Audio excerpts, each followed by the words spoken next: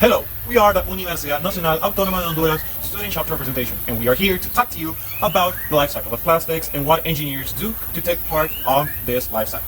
First of all, you might recognize the word plastic. The Webster's Dictionary can define a plastic or a polymer as any type of a complex organic compound that can be formed during a polymerization reaction. There are many different kinds of plastics in the world. For example, we have polyethylene, which is used to make plastic bottles and plastic bags.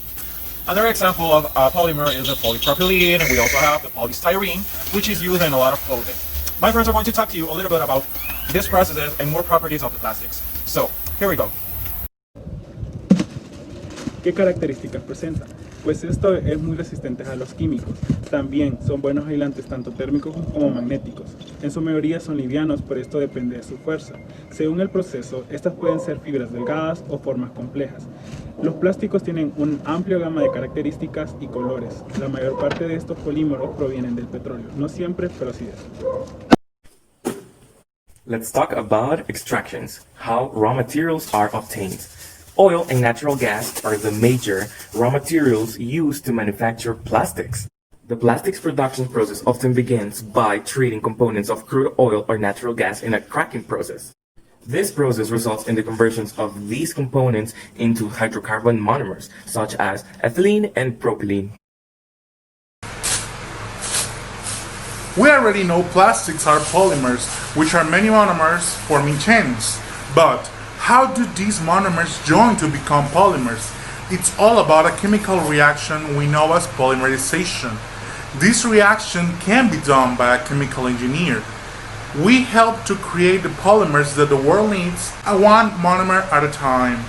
We have the task of deciding which is going to be our final product, and that way we can choose the monomer to use. Plastic resins are created by heating hydrocarbons in a process known as cracking process.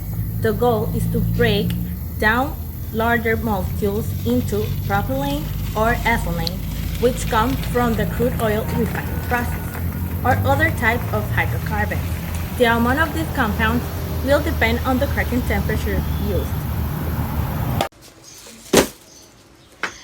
Many forms of plastic can be created in various methods. For example, extraction is a method in which chemical engineers melts a plastic pellet, shape it to produce bags, or an injection molding that uses molten plastics, shape it by using molds of different sizes and shapes. We can also talk about a rotational molding that use plastic shreds by introducing them into a mold and then heat it until they melt and get the shape of the mold. Anyways, producing plastics is so fun and interesting. Hemos llegado a la etapa de finalización del producto. Es aquí donde los ingenieros encargados llevan a cabo la finalización empaquetado, dándole esa forma, tamaño o etiqueta característica del producto final. También se lleva a cabo la distribución del producto hacia el consumidor final.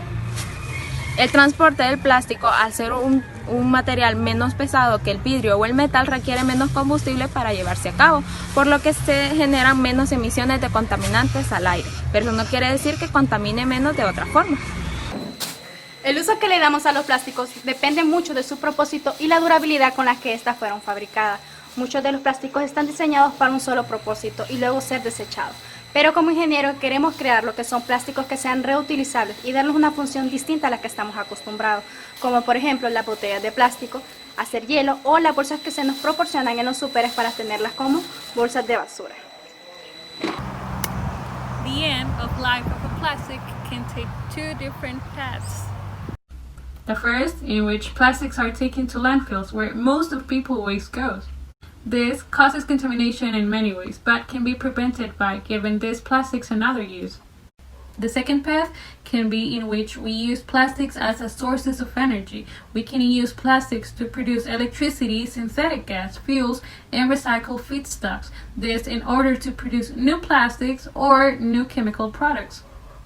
In this way, by following the second path, we can close the circle of plastic and save our planet.